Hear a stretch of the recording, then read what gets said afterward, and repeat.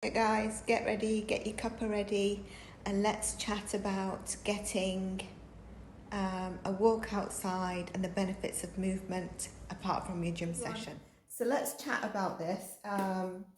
Reason I feel like it's something that would be good to chat about because I think it's so underrated. I don't see any posts or any personal trainer or coach or anyone really talking about it, and I think getting movement when you can throughout your day is so beneficial. Now, I recently did a post on Instagram about it. This is my post, and you would have seen on the thing, okay? And so the first thing that I also took notes because obviously my notes are longer than my post on Instagram. So the first thing is your body is not meant to be sat for a 9-10 hour period of not moving, okay? And I've been there in corporate roles where I've been back-to-back meetings that the movement I've been allowed to do is to get up and have a snack and come back. Or I've been so busy, so anxious that I try to get up and I sit back down. Not only are there benefits in terms of sensory and mental, even your eyes getting a break from sitting in the same position, but your body needs movement. So this is just to bring awareness. When you can move, then do so, especially if you're someone who doesn't walk around to commute to work or where you're going on your daily basis. So if we take one of the challenging examples of a corporate role where you go to the office and you don't finish until the end of the day, you get home, obviously you're exhausted, and you're probably going to go to the gym if you work out. If you don't, then you've got no excuse not to go for a walk. But throughout that day, if you don't walk to work, if you don't commute to work, then take a 10-minute walk, even from your lunch break, okay? Not only after food does it help glucose, so one of my notes is to talk about glucose. So studies demonstrated replacing sitting with light intensity walking improves glucose control after food consumption, like we just said. Tight control of glucose is essential for the brain and health and metabolic function, which we know as personal trainers and coaches, and is an association between number of steps and the cause of mortality. I think that's a bit excessive, more than what I'm actually trying to go into. I think mortality is basically if you're not moving at all, okay?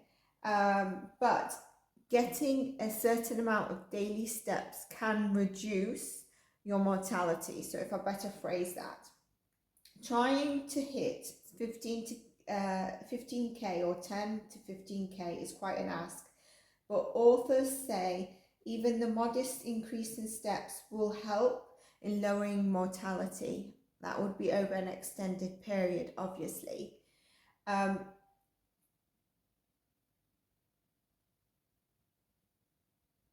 During my post on Instagram, what I actually stated was it doesn't only mean a walk. So if I'm actually commuting to do a lot of meetings or get to clients, whatever it is, I find that it all adds up. But if I'm just looking at that 10-minute, 20-minute, whatever I'm doing to move around, it doesn't really add up in terms of calories. And I used to think, well, what's the point of going for a 10-15-minute walk? It doesn't really do much, but it does for your, it does for your body, and it does for your mental, emotional, and also your sensory organs and your system.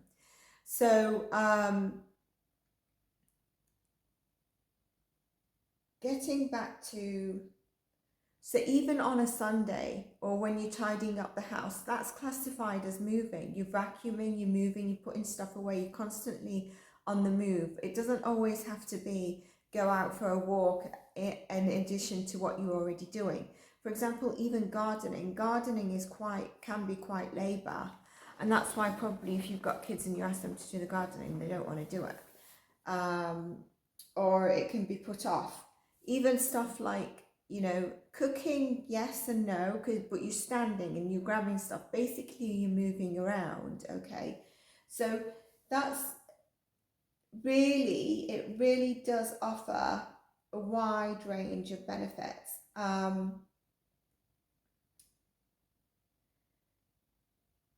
Like I said, I'm not sure why it's not talked about a lot or encouraged. I do know some personal trainers that do encourage their clients to get out and have a walk or move throughout the day when they can.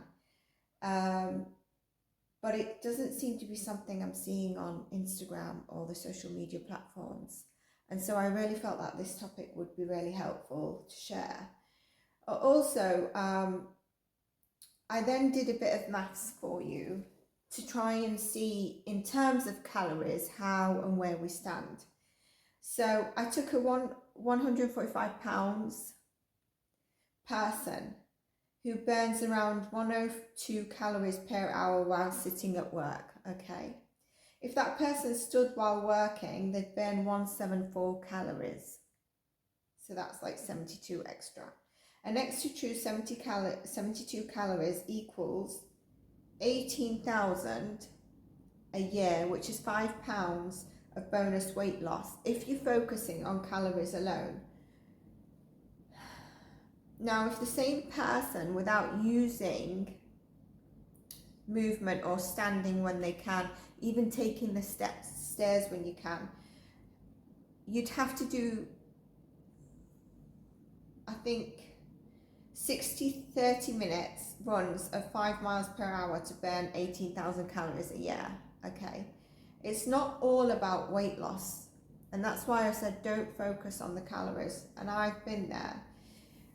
Another study I found showed that in 2015, it also meant less risk of cardiovascular events and metabolic syndrome.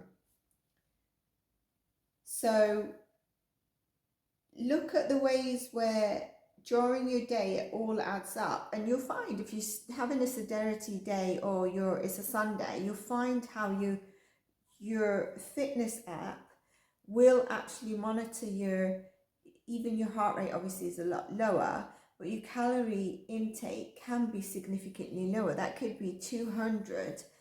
For me, if I'm not doing commutes as much, or I'm not traveling, let's say if I'm not around London, then for me I'm down by like 3,000 steps at least. And you can just equate that to calories. So it does all add up. Carrying your groceries adds up. Taking the stairs, like I said, it's not hard. It's not a skill. Anyone can do it. It's just about finding that time to do it. But I really encourage during your working day, because I've been there, to take that break, not only because your body benefits, but your sensory and mental health also benefit.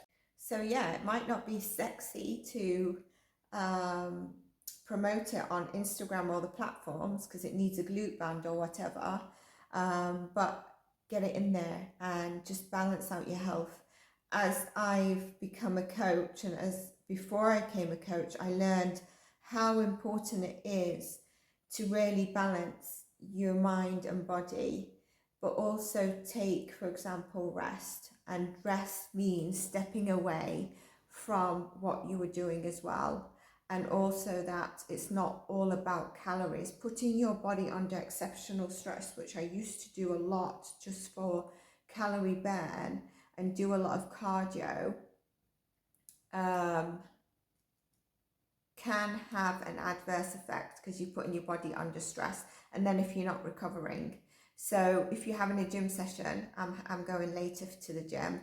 So if you're having a gym session later, have a great one. If you're not, get a walk in. If you've not had any movement, you will honestly, even mentally, feel a lot better. And I'll catch you in our next video. Take care.